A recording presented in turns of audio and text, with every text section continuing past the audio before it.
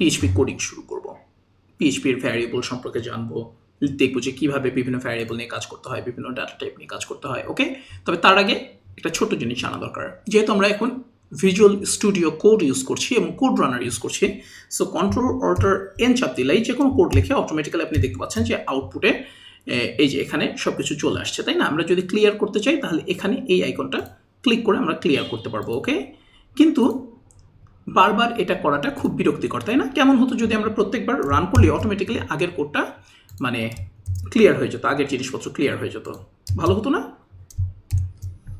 অনেক ভালো হতো, রাইট? যেমন এটা আগে সেভ করতে হচ্ছে, তারপর আমাদেরকে কন্ট্রোল এন চেপে রান করতে হচ্ছে। সো এটার জন্য আমরা ভিজুয়াল স্টুডিওর সেটিংসে যাব। ওকে, এখানে লিখবো কোড রানার। তাহলে দেখেন সবার উপরে একটা আছে ক্লিয়ার প্রিভিয়াস আউটপুট, এটাকে আমরা চেক করে দেবো। ওকে, এবং আরেকটা এখানে আছে যে সেভ ফাইল বিফোর রান, এটা আমরা চেক করে দেবো। ওকে, এবার আমরা ক্লোজ করব। ঠিক আছে, এখন যেটা হবে আমরা ধরেন লিখলাম, আমরা সেভ করি নাই, কন্ট্রোলটা এন চাপ দিলাম, অটোমেটিক্যালি ওটা সেভ হয়ে রান হয়ে গেল। এবার যদি আমরা এটা দিই কন্ট্রোলটা যে এন চাপলে আগের আউটপুটটা ক্লিয়ার হয়ে দেন রান হয়ে গেল। সো এটা আমাদের জন্য অনেক অনেক বেশি useful. Alright, okay guys, so চলেন আমরা শুরু করি যে ভ্যারিয়েবল নিয়ে কীভাবে কাজ করা যায়।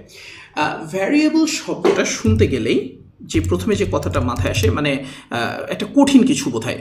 এটা আসলে কি ভ্যারিয়েবল, আসলে কি? অনেকেই অনেক কঠিনভাবে এক্সপ্লেইন করে। ভ্যারিয়েবল আসলে কিচ্ছু না। মনে করেন কম্পিউটারে যখন আপনি একটা প্রোগ্রাম লিখছেন, সব কিছুই কিন্তু কোথায় জমা হচ্ছে? টেম্পোরারিভাবে র্যামে। ঠিক আছে, তো আপনি যখন বাসায় আপনার বিভিন্ন জিনিসপত্র সেভ করে রাখেন, যেমন আপনার ধরেন বাসায় ওয়ার্ড্রোব আছে, সেখানে অনেকগুলো ড্রয়ার আছে, অথবা ধরেন শোকেস আছে, শোকেসে অনেকগুলো র্যাক আছে, অথবা ধরেন আপনি যদি চিন্তা করেন র্যাকের কথা, সব কিছুই গোছানো, যে এখানে এটা থাকবে, এখানে এটা থাকবে। ধরেন জুতাগুলো দোকানে কীভাবে থাকে? একটা বক্সে বক্সে বক্সে বক্সে করে থাকে, তাই না? সব কিছুই এভাবে গোছানো একটা কন্টেনারের মধ্যে থাকে। তো ভ্যারিয়েবল হচ্ছে জাস্ট একটা কন্টেইনার, একটা স্পেস, র্যামের মধ্যে একটা জায়গা যেখানে আপনি কিছু ডাটা টেম্পোরারিভাবে রাখতে পারেন। ওকে, এই হচ্ছে ভ্যারিয়েবল, আর কিচ্ছু না। ভ্যারিয়েবল এই কারণেই এটার নাম ভ্যারিয়েবল যে এটা কন্টিনিউয়াসলি চেঞ্জ হতে পারে। যদি চেঞ্জ না হতো তাহলে এটার নাম কি হতো? কনস্ট্যান্ট। ওকে, সো পিএইচপিতে কনস্ট্যান্ট ভ্যারিয়েবল দুটোই রাখা যায়। আমরা চলেন দেখি কিভাবে ভ্যারিয়েবল লিখতে হয়। ভ্যারিয়েবলে কিন্তু আমার নানা রকম টাইপ আছে, যদিও পিএইচপি হচ্ছে লুজলি টাইপড ল্যাঙ্গুয়েজ। এখানে স্ট্রিক্টলি আপনাকে বলে দিতে হয় না যে কোনটা কী টাইপের ভ্যারিয়েবল, পিএইচপি নিজেই ডিটেক্ট করে নেয়। ভ্যারিয়েবল লেখার সবচেয়ে প্রথম শর্ত হচ্ছে আমরা ডলার সাইন দিয়ে শুরু করবো পিএইচপিতে। ওকে, ডলার, ফর এক্সাম্পল আমরা নেম দিলাম যে নেম ইকুয়াল টু বাংলাদেশ। যদি আমরা ডাবল কোটের মধ্যে রাখি বা সিঙ্গেল কোটের মধ্যে রাখি তাহলে সেটা হচ্ছে স্ট্রিং। আর যদি এভাবে না রাখি, ধরেন আমরা যদি রাখি এইজ, যেমন একটা ভ্যারিয়েবল, সেটার নাম দিলাম হচ্ছে 1 2 3, এভাবে যদি রাখি তাহলে সেটা নাম্বার। এখানে কিন্তু আমরা সরাসরি স্ট্রিং দিতে পারবো না, এভাবে লিখতে পারবো না। ওকে, যদি স্ট্রিং রাখতে চাই অবশ্যই আমাদেরকে এভাবে রাখতে হবে। সো আমরা দিতে পারি।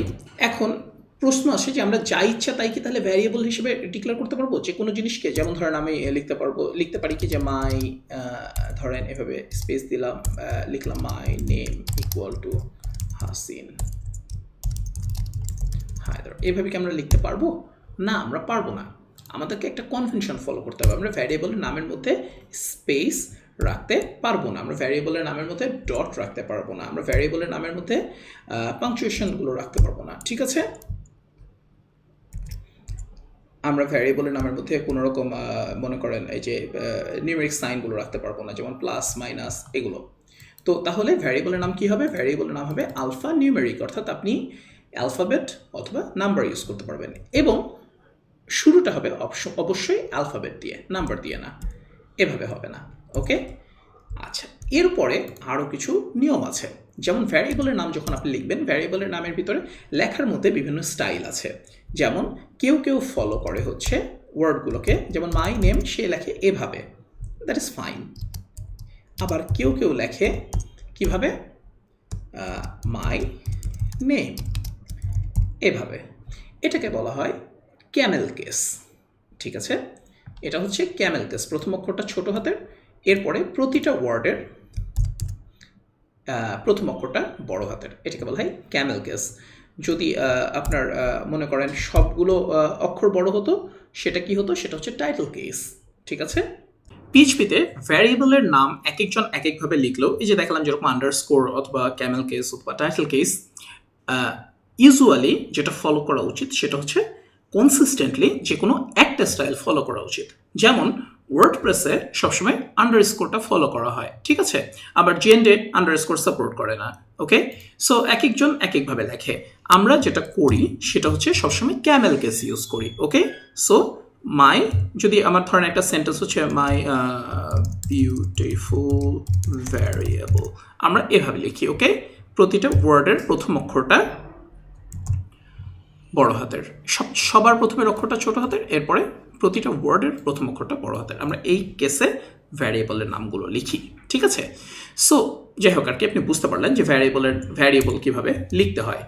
ভ্যারিয়েবলের নামের মধ্যে পাংচুয়েশন রাখা যায় না, ভ্যারিয়েবলের নামের আগে সবার আগে নিউমেরিক্স দিয়ে শুরু করা যায় না, সবসময় অ্যালফাবেট দিয়ে শুরু করতে হয়, এবং নামের মাঝখানে আপনি অ্যালফাবেট এবং নিউমেরিক্স ইউজ করতে পারবেন। ওকে, এই হচ্ছে ভ্যারিয়েবলের নামের স্টাইল। এখন যদি আপনি জানতে চান যে এইগুলো আসলে কে ঠিক করে, পিএইচপির যে একটা কোডিং স্ট্যান্ডার্ড আছে যে এটা এরকমভাবে লিখতে হবে, একটা যে কনভেনশন, এটা এরকম করলে ভালো হয়, এটা করা হচ্ছে পিএইচপি ফ্রি গ্রুপ, অর্থাৎ পিএইচপি ফ্রেমওয়ার্ক ইন্টারাপ্ট গ্রুপ। ঠিক আছে, পিএইচপি ফ্রেমওয়ার্ক ইন্টারাপ্ট গ্রুপ। তো এদের তৈরি করা কতগুলো পিএসআর আছে, হ্যাঁ, পিএইচপি স্ট্যান্ডার্ড রেকমেন্ডেশন, যেমন হচ্ছে 1, 2, এবং নিচে গেলে আপনি এদের স্ট্যাটাসগুলো দেখতে পারবেন যে 0, পিএসআর 0 যেটা, সেটা অলরেডি ডেপ্রিকেটেড, সেটা এখন আর ফলো করা হয় না। পিএসআর 1 অ্যাকসেপ্টেড, এখনও ফলো করা হয়। 2 আছে অটো লোডিংয়ের জন্য, পিএসআর 4 ইউজ করা হয়। এগুলো প্রত্যেকটাতে গেলে আপনি তাদের সব রেকমেন্ডেশনগুলো দেখতে পাবেন। যেমন পিএসআর 1-এ যদি আপনি যান, এখানে লেখা যায় ক্লাস নেম সবসময় এভাবে শুরু হতে হবে টাইটেল কেসে। মেথড নেম, ক্লাসের ভিতরে যদি কোনো মেথড নেম থাকে বা ফাংশন নেম থাকে, সেগুলো সবসময় এভাবে শুরু করতে হবে, অর্থাৎ ক্যামেল কেসে। ঠিক আছে, পিএইচপি সবসময় শুরু হবে হচ্ছে এভাবে।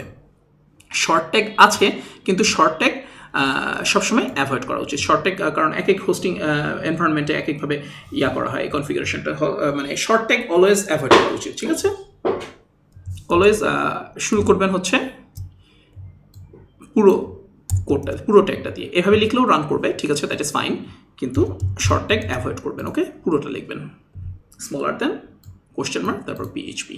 ওকে, আর অনেকে হচ্ছে শেষে এরকম করে, শেষ করার কোনো দরকার নেই, হ্যাঁ, কোনো অসুবিধা নেই। পিএইচপির প্রতিটা লাইনের শেষে সেমিকোলন দিতে হয়। এই যে এখানে সেমিকোলন না দিলে কি হবে, এরর দেখা দিবে। ওকে, সো সেমিকোলন অবশ্যই আপনাকে দিতে হবে। এখন চলেন আমরা কিছু ভ্যারিয়েবল ডিক্লেয়ার করি। যেমন ধরেন আমরা নেম লিখলাম, যে এখানে লিখলাম এজ, ধরেন লিখলাম 16।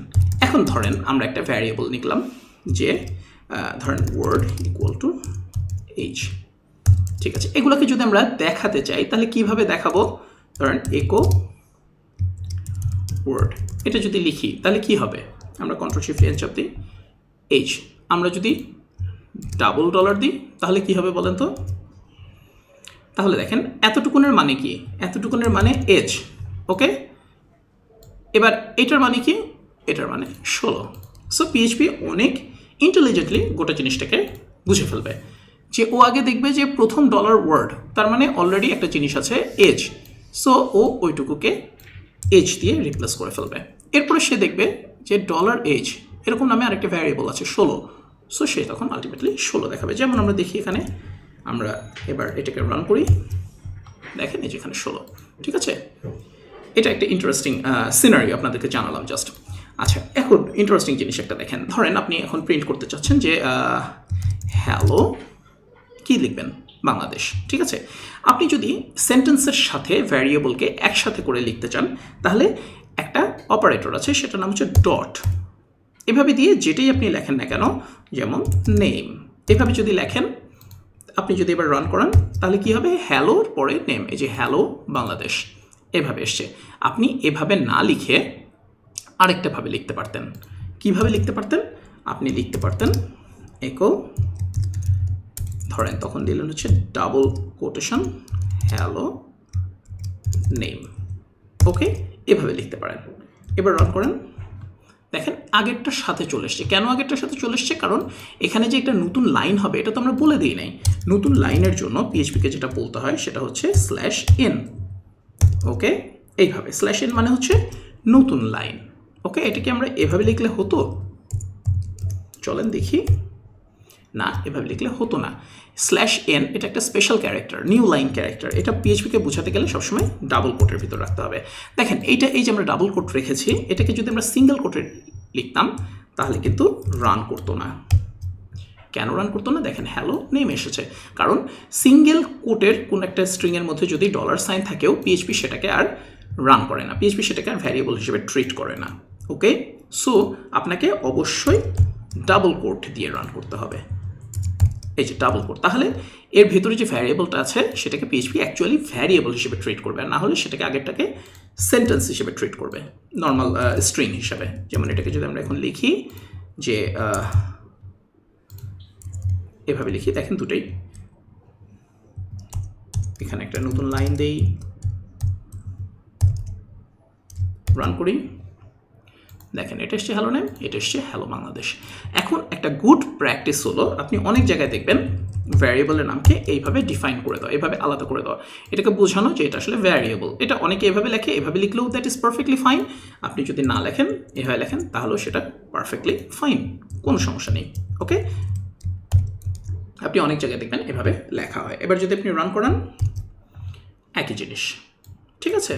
এখন ধরেন হ্যালো নেম, আপনি এখন এখানে আরেকটা ভ্যারিয়েবল দিয়েছেন, যে ধরেন question equal to how are you, ঠিক আছে। অবশ্যই সেমিকোলন দিতে হবে। তাহলে আমরা কি করতে পারি, এখানে আবার আমরা এই যে ভিজুয়াল স্টুডিও কিন্তু আমাদেরকে হেল্প দেখাচ্ছে, দেখছেন যে ডলার যখনই দিচ্ছি তখন অটোমেটিক্যালি সব ভ্যারিয়েবলগুলোর নাম সে দেখিয়ে দিয়েছে। ওকে, এবং সে দেখিয়ে দিয়েছে যে কোনটা কোন টাইপের ভ্যারিয়েবল। এই যে এইজ, ও দেখাচ্ছে যে এটা ইন্টিজার, স্ট্রিং। ওকে, সো এবার আমরা রান করলে কি দেখবো বলেন তো? Hello Bangladesh, how are you. So আপনারা বুঝতেই পারছেন যে অনেকে এভাবে ডট দিয়ে লেখে, আমরা যদি এভাবে ডট দিয়ে লিখতাম কোশ্চেন তাহলেও হতো, কিন্তু দেখতে সেটা বিশ্রী লাগে, তাই না? ধরেন আমি এখানে একটা স্পেস দিতে চাই, আবার ডট দিতে চাই, এটা দেখতে বিশ্রী লাগে না? এইভাবে লিখছি, এর চেয়ে আমি যদি এভাবে লিখি লেখাটা অনেক সুন্দর হয়, রাইট? সো আপনারা যেই পলিসি ইচ্ছা ফলো করতে পারেন, যে কোনো স্টাইল ইচ্ছা ফলো করতে পারেন। আমরা আমাদের নেক্সট মানে কোডগুলোতে সবসময় এভাবে লেখার চেষ্টা করব যখন সম্ভব, ঠিক আছে। আর এরকম করে লিখলে আমি সাথে সাথে সরাসরি কি বলে এখানে আমি নতুন লাইনও লিখতে পারি সরাসরি। এই যে স্পেশাল যে ক্যারেক্টারগুলো আছে, /n মানে নতুন লাইন, /t মানে ট্যাব, এরকম, অলরাইট। এই যে, সো এটা অনেক ইজি। সিঙ্গেল কোট দিলে ওর মধ্যে ভ্যারিয়েবলটা এক্সিকিউট হয় না, ডাবল কোটটা দিলে ওর মধ্যে ভ্যারিয়েবলটা এক্সিকিউট হয়। ওকে, নেক্সট পর্বে আমরা বিভিন্ন রকমের ভ্যারিয়েবল নিয়ে জানবো।